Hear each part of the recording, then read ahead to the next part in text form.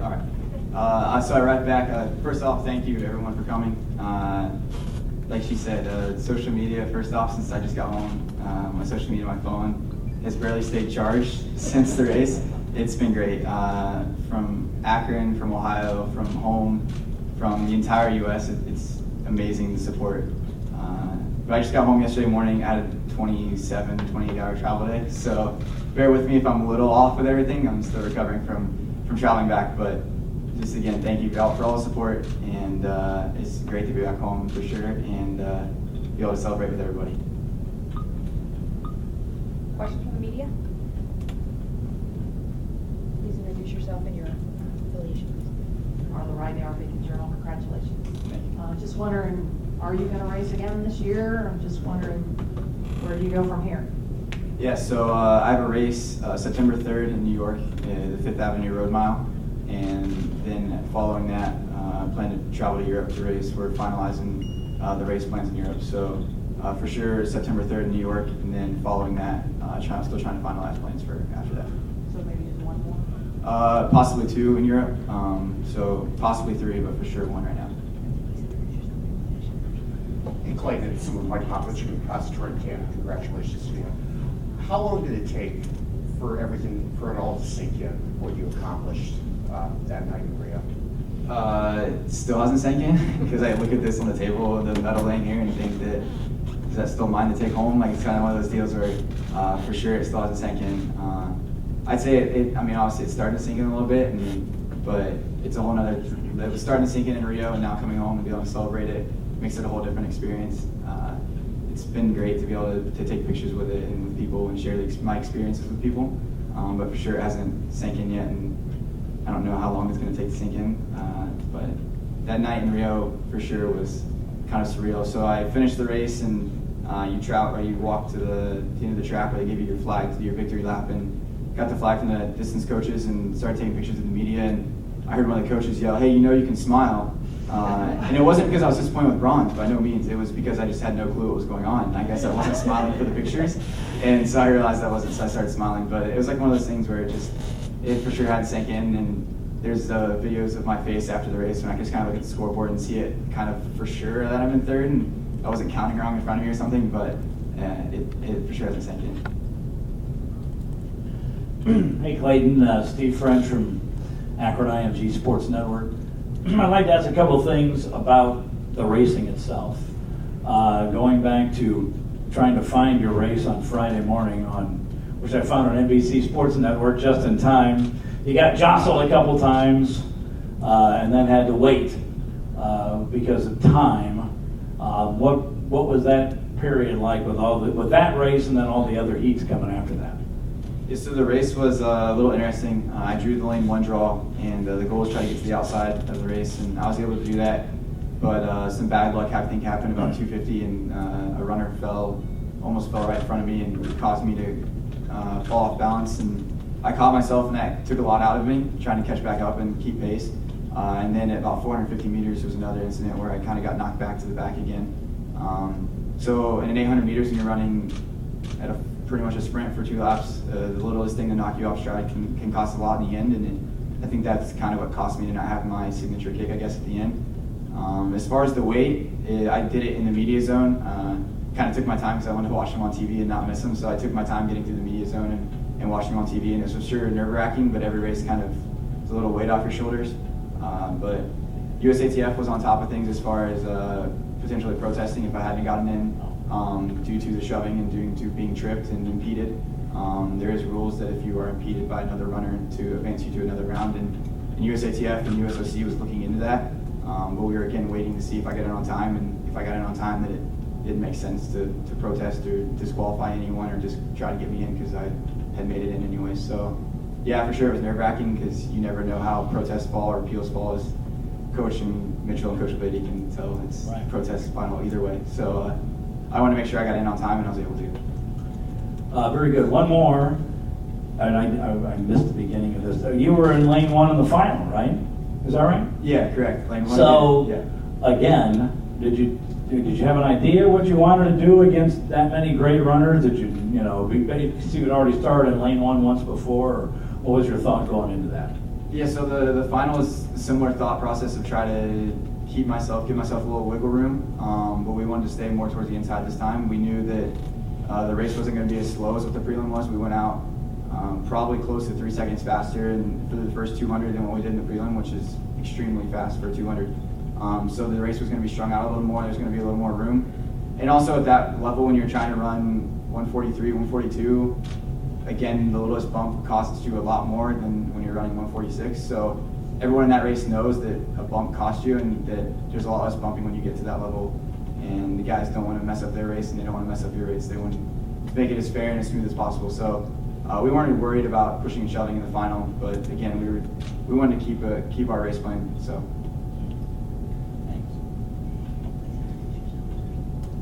Elton Alexander, playing dealer. When you say there was less bumping, does that mean there was none, or just enough that you can handle?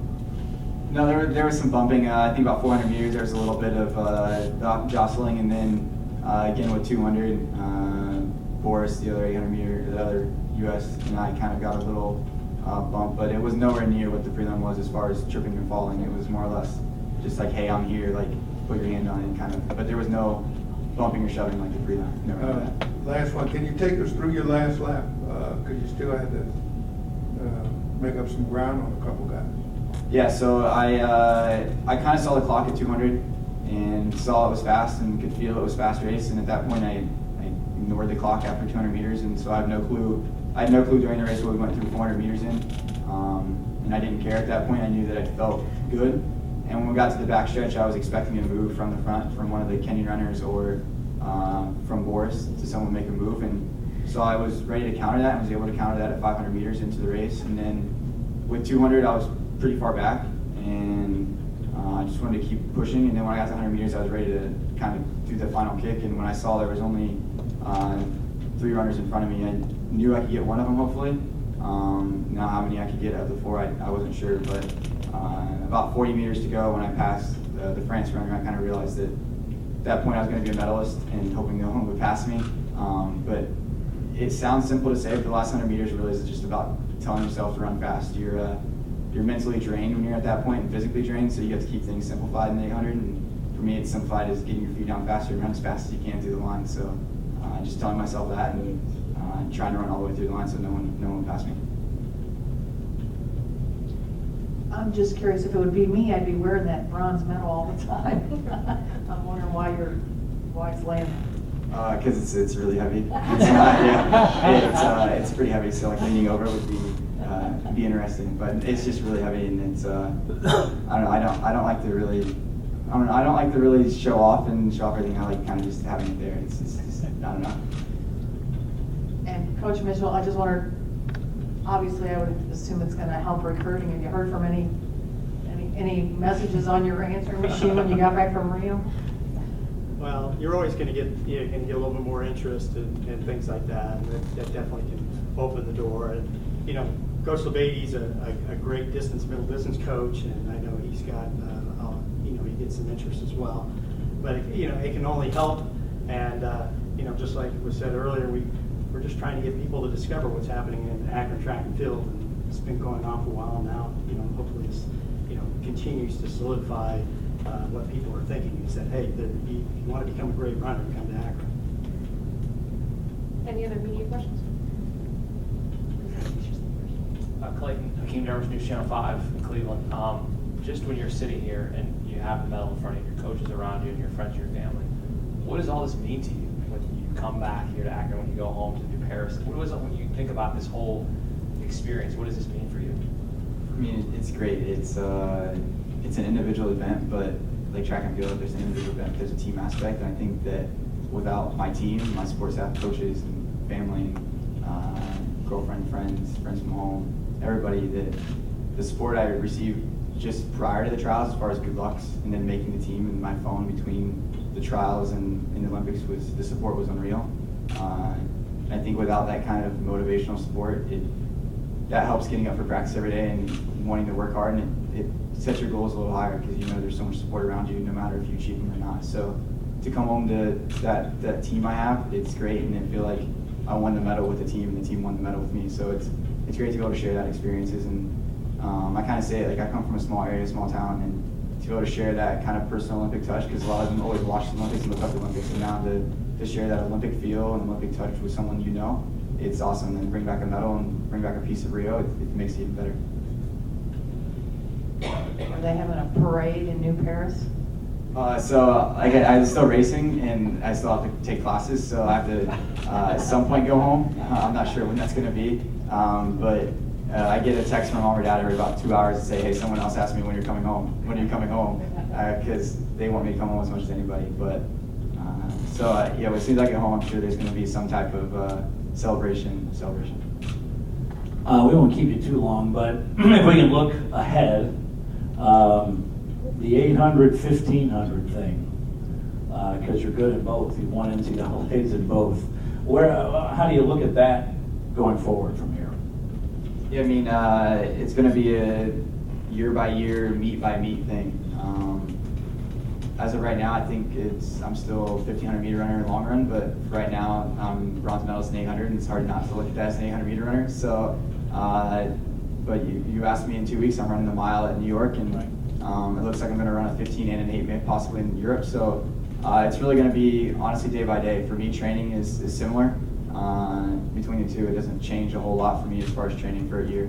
So, like you said, I was able to train and win the 800 meters indoors and come back outside and run the 15 at NCAAs. And I raced the 1500 up to about 7 to 8 days before the trials. So I was running a 1500 less than 2 weeks before I ran 800 meter trials. So, and I ran 1,000 meters after. Right. So for me, it's similar. So you ask me tomorrow, I could be a 1500 meter guy. You ask me in 2 weeks, I'll be back to an 8. So it's a lot of fun to have the durability and be able to switch between the two. Any other media questions?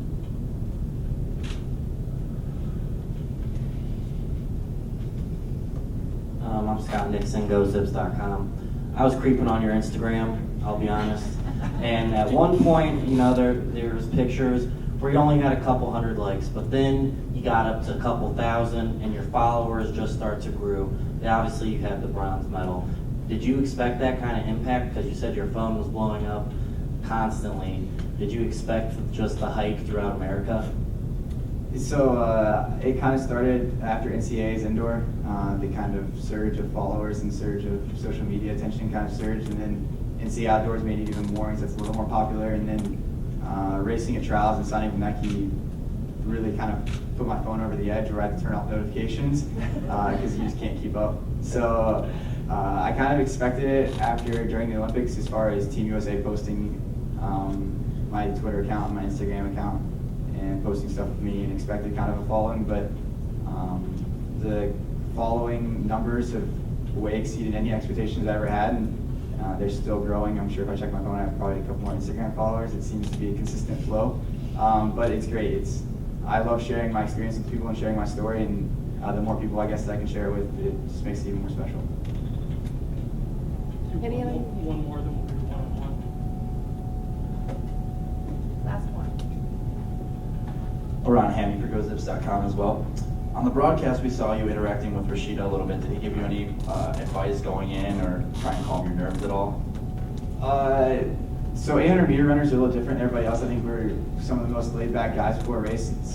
It's more or less we're sprinters, I guess. A lot of people look at us as sprinters, and sprinters are a lot more quiet and don't talk to each other and focus on what they have to do. But an 800 meter group, you're a sprinter, but then you're racing people not in your lane, so you're bumping and shoving and pushing. So it's kind of a tight knit family, 800 meter group is. And before the race, we were talking, and you get a new bib. You're supposed to get a new bib every race. Well, for the final, they expected us to bring our bibs from the semis, and I was the only runner who brought my bib from the semi. And I did it by accident, actually, because I saw it and it's like, oh, I'll take that out. I'm like, no, I'll leave it in there because I'll lose it if I don't keep it in my bag. So I was the only runner who brought it. So David actually joked about me that I was the automatic gold medalist, and that I was the only one going to run the race, and I had to run the entire race by myself. And he said, good luck, like trying to run the race by yourself. So there was no like, hey, I'm going to do this or I'm going to share race plans, but there was chatting and interacting before the race because everyone kind of wanted to joke around and stay loose. Was when you're stepping in front of that many people and on that kind of track and that kind of stage, it's better to be a little more laid back and loose. We're going to break down into some one-on-ones with Clayton or the coach.